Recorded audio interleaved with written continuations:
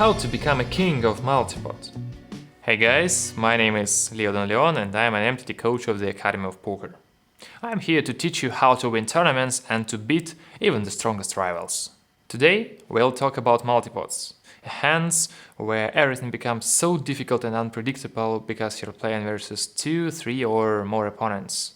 I think that you have played tons of multiple pots, especially if you're playing on micro stakes where your opponents never fold. To get more tips and ready strategies for different game spots, visit our website, follow us on Facebook, Instagram and Twitter, and also don't forget to subscribe on our YouTube channel. We create a great amount of interesting content and we do everything we can to make you greater poker players and poker great again. Now let's move back to the multipots.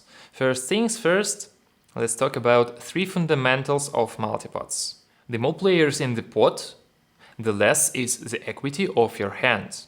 In the range of the rival, there are more strong hands. Bluff versus several opponents works worse. These fundamental truths of multipots will become a basis for 6 rules for perfect multipotting. Say no to mediocre hands. The more players in the hand, the stronger is the hand of the first raiser. What can you do about it? Skew your defending range to the value side. Forget about bluff c-bet. C-bet for bluff in multipot is a waste of money. No strong hands go to defense. You can still pot from one player, but if you want to get rid of 2 or more opponents, yeah, it's much harder. Stop re-raising for bluff. The range of the opponent includes more strong hands. It means that he will give up versus your re-raise less frequently and your bluffs will work less. What is even more important is good choice of what opponent to attack. On my learning course, I can give you a strategy of playing certain kind of hands, but you need to have information how to adopt your strategy to different types of opponents. If you're interested in the strategy, you can follow the link in the description. Don't slow play.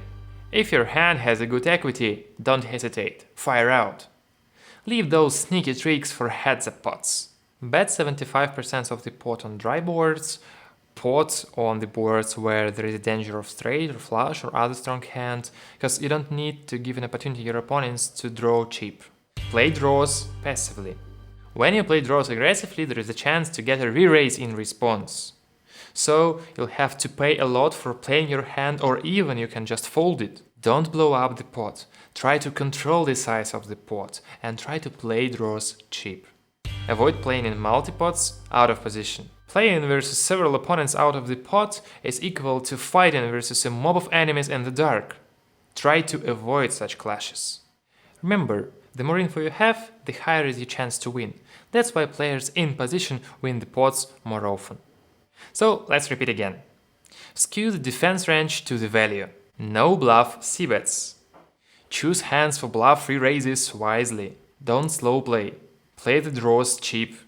Avoid multipots out of position. Here are working tips for playing in multipots. You can use them as it does, but what about more advanced strategies and mastering in your education? We can do it all on my educational course. I'll teach you how to play small pairs, big pairs, suited connectors, broadways, ace highs and many more hands. That's all for now, but not easy out, the new videos are coming.